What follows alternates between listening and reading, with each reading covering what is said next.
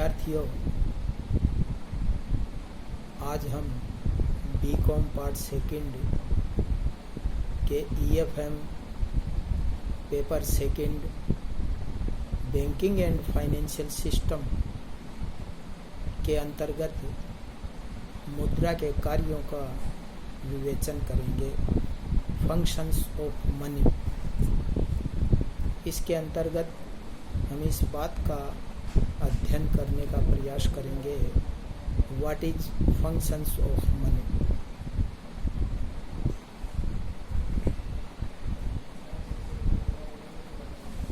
और मुद्रा के कार्य क्या है, कितने प्रकार के हैं, मुद्रा क्या कार्य करती है, हम आज भली भांति जानते हैं कि मानवीय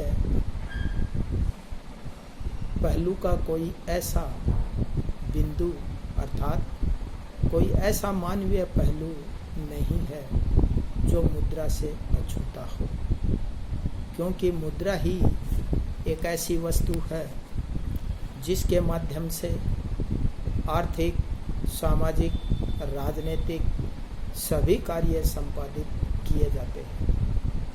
वर्तमान में हम देखते हैं कि सभी प्रकार की अर्थव्यवस्थाएं, कुछ अर्थव्यवस्थाएं डेवलप्ड है, कुछ डेवलपिंग है। सारी की सारी अर्थव्यवस्थाएं अपना आर्थिक विकास अर्थात डेवलपमेंट की स्पीड को तेज करना चाहती है। वो ऐसा प्रयास करती है कि ज़्यादा से ज़्यादा डेवलपमेंट हो। तो देखिए, डेवलपमेंट का आधार क्या है? तो ऐसी कोई भी आर्थिक क्रिया नहीं है जो बिना मुद्रा के माध्यम से संचालित हो। प्रोफेसर मार्शल ने तो यहाँ तक कहा है कि मुद्रा वह धुरी है जिसके चारों तरफ समस्त अर्थतंत्र चक्कर लगाता है। अर्थात मुद्रा के बिना ऐसी कोई भी एक्टिविटी नहीं है जो संचालित की जा सकती है। No one activities is conducted without help of money.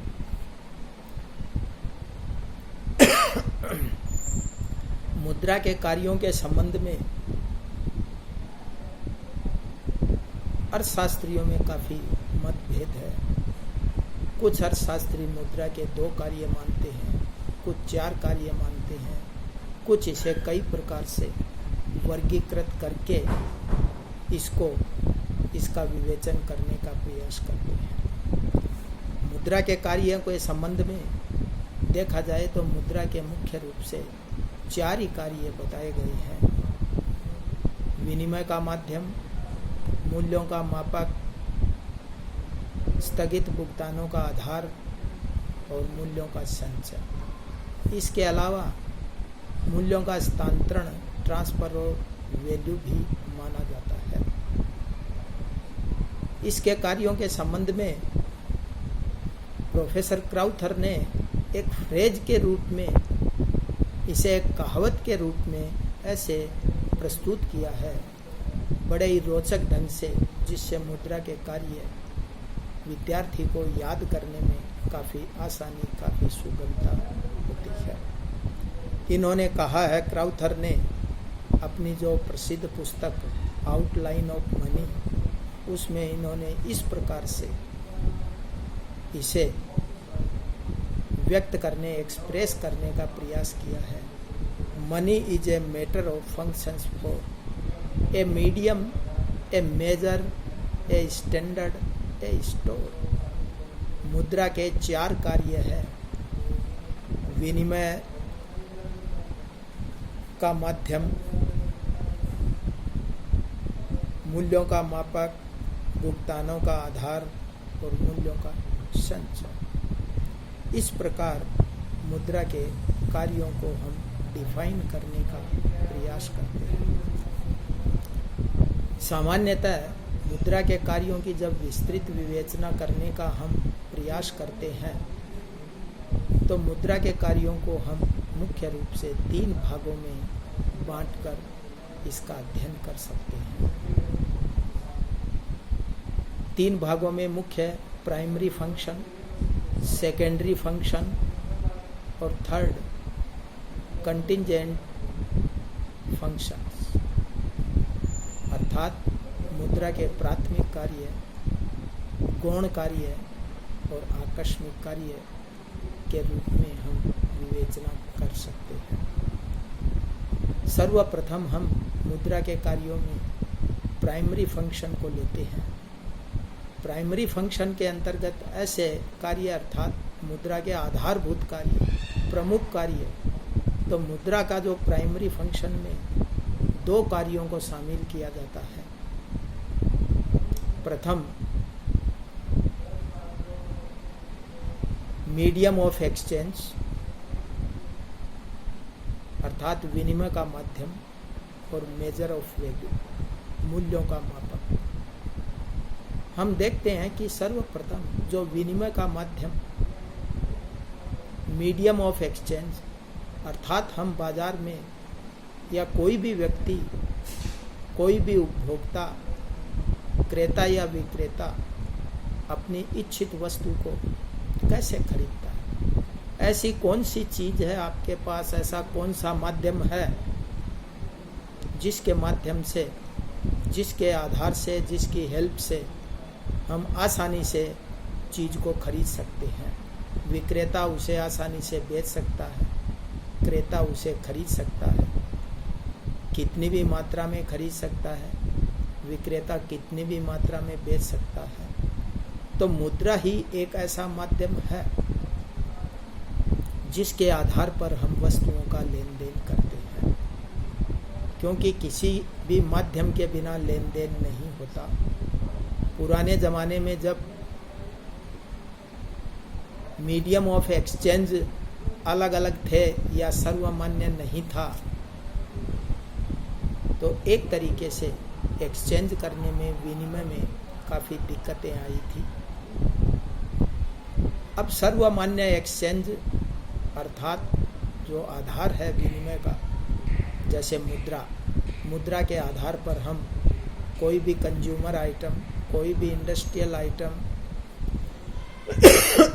किसी भी प्रकार का लेन देन, कोई भी मशीनरी खरीद सकते हैं, कोई भी चीज़ खरीद सकते हैं। तो ये पहला इसका मुख्य जो कार्य है वो विनिमय का माध्यम है। मुद्रा का दूसरा कार्य है मेजर ऑफ वैल्यू, अर्थात जो अमुक वस्तु हम खरीदना चाहते हैं, विक्रेता अमुक वस्तु को बेचना चाहता है, तो सर्वप्रथम हम खरीदने से पहले उस वस्तु की वैल्यू का मेजर करते हैं।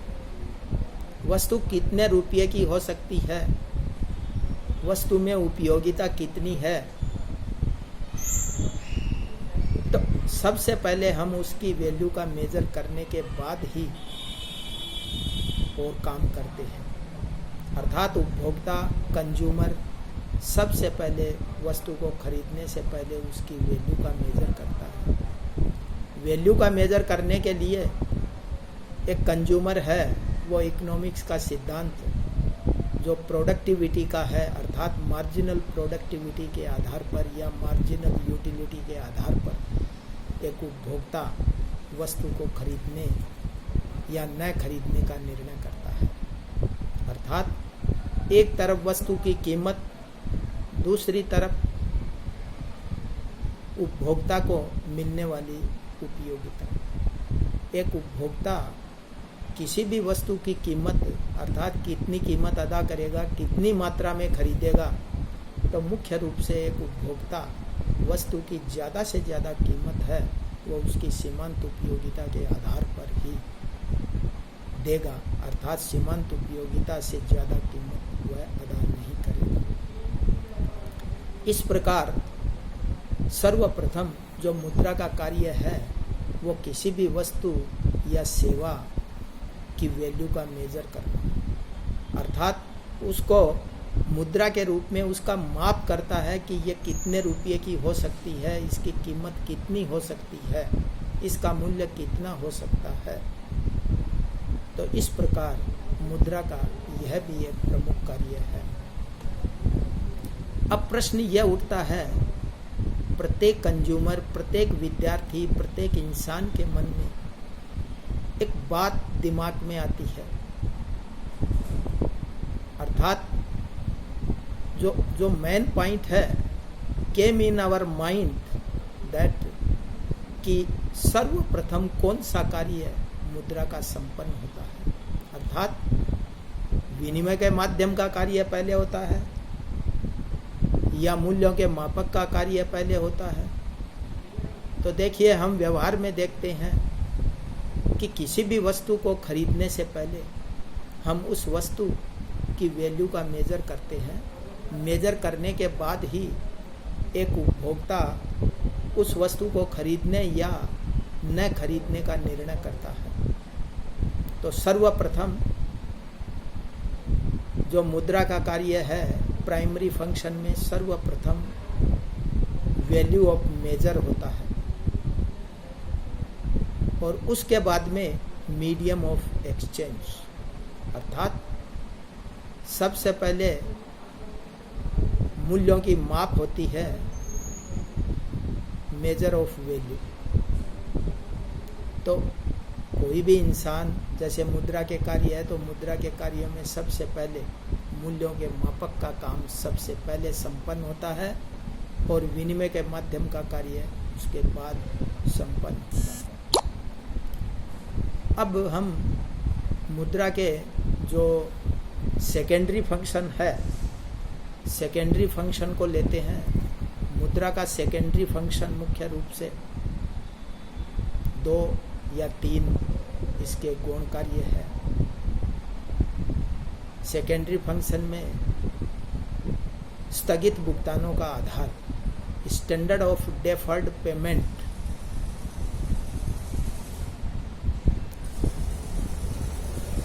तीसरा या जो गौण कार्य है उसमें स्थगित भुगतान, अर्थात एक उपभोक्ता, एक कंज्यूमर, कोई भी इंसान, कोई भी व्यक्ति अपनी ज़रूरत की वस्तु खरीदने के लिए, कई बार ऐसा होता है उसके पास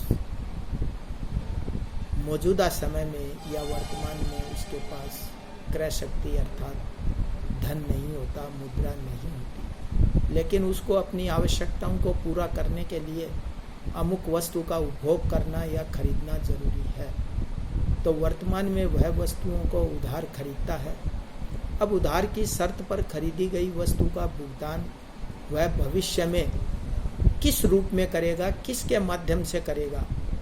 तो जो भी वर्तमान में एक उपभोक्ता अपनी वस्तुओं को खरीदता है उधार की शर्तों पर, तो कुछ समय पश्चात वह मुद्रा के आधार पर ही उस ऋण को चुकाता है या स्थगित भुगतानों का भुगतान करने का एक आधार मुद्रा ही है।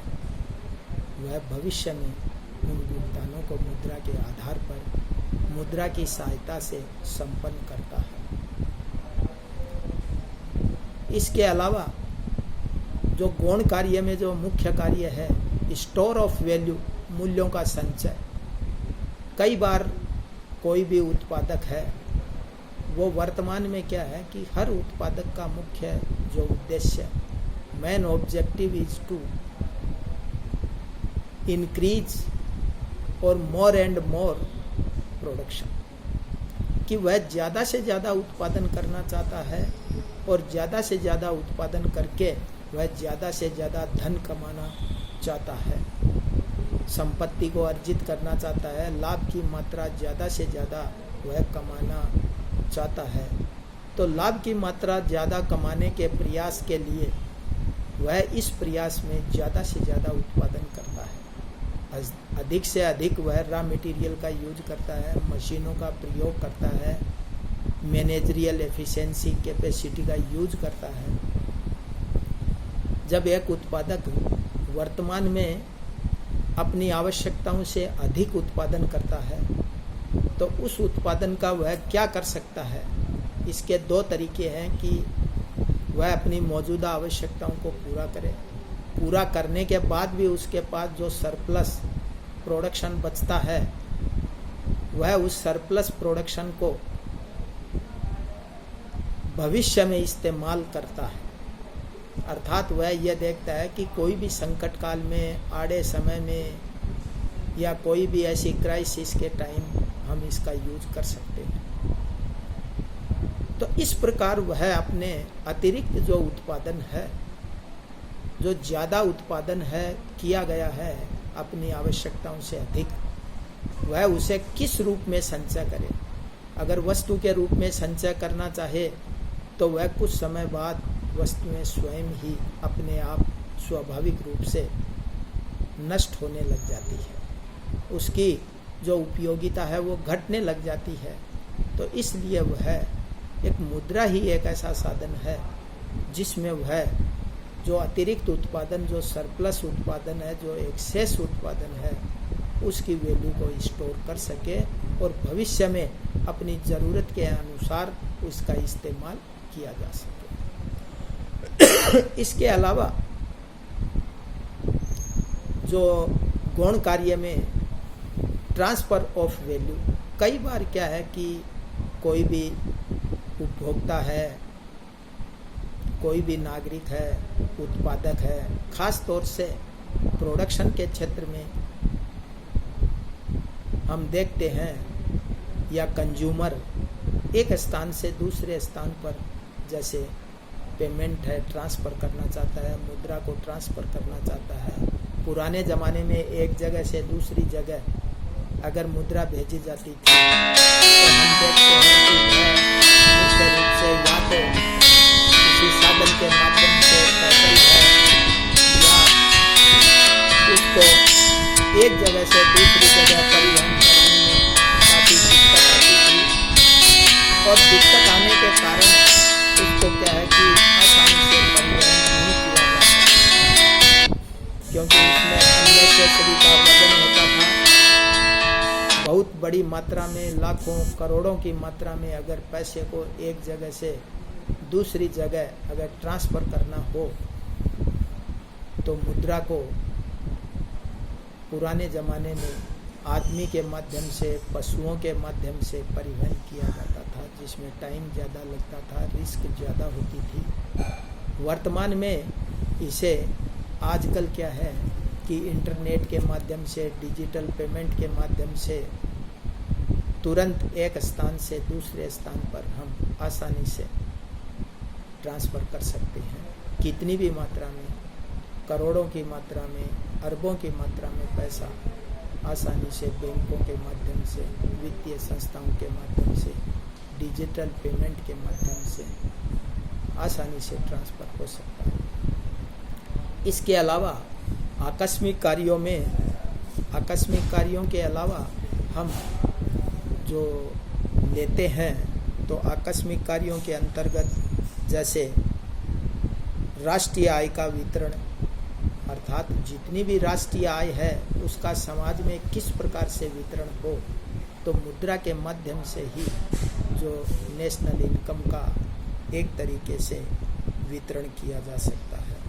साख का आधार, बेसिस ऑफ क्रेडिट की अर्थव्यवस्था में साख का क्या आधार है, किस आधार से हम उसको उधार दे सकते हैं, तो मुद्रा के रूप में ही हम ज़्यादा से ज़्यादा लोगों को साख दी जाती है, अर्थात ऋण दिए जा सकते हैं, ऋणों की वापस वसूली हो सकती है। इसी प्रकार जो आकस्मिक कार्यों में पूंजी की उत्पादकता में वृद्धि भी मुद्रा के माध्यम से ही की जा सकती है। इसके अलावा आर्थिक विकास को गति, आज हम देखते हैं कि हर देश, हर समाज अपने डेवलपमेंट की स्पीड को तेज करना चाहता है, अर्थात आर्थिक विकास का जो पहिया है वो जितनी तेज़ी से घूमेगा, जितनी तेज़ी से चलेगा, उतना ही हमें ज़्यादा से ज़्यादा आर्थिक लाभ होगा। तो आर्थिक विकास का पहिया हमें तेज़ी से घुमाने के लिए अलग अलग क्षेत्रों में इन्वेस्टमेंट करना पड़ता है, और वो इन्वेस्टमेंट भी मुद्रा के रूप में किया जा सकता है। तो मुद्रा के आधार पर को संपन्न कर सकते हैं। इसके अलावा मूल्य स्तर पर नियंत्रण, पर हम किस प्रकार से नियंत्रण कर सकते हैं कि जैसे समाज में कीमतें बढ़ रही है, अब इन कीमतों को किस आधार से हम कंट्रोल कर सकते हैं, क्योंकि ज़रूरत से ज़्यादा समाज में जो कीमतें बढ़ती है वो गरीब आदमियों के लिए काफ़ी भारी, अर्थात गरीबों का गुजर बसर होना मुश्किल हो जाता है। अतः अर्थव्यवस्था में कीमतों को नियंत्रित रखने के लिए भी मुद्रा का ही मुख्य रूप से आधार होता है। इसके अलावा वित्तीय निर्णयों में सहायक होता है। मुद्रा के आधार पर ही वित्तीय निर्णय लिए जा सकते हैं और रोजगार सृजन में जो एम्प्लॉयमेंट जनरेशन, वर्तमान की जो सबसे महत्वपूर्ण समस्या जो रोजगार की है, इस रोजगार का सृजन भी हम मुख्य रूप से मुद्रा के आधार पर कि अलग अलग क्षेत्रों में हम इन्वेस्टमेंट करके और रोजगार के अवसर है वो पैदा कर सकते हैं।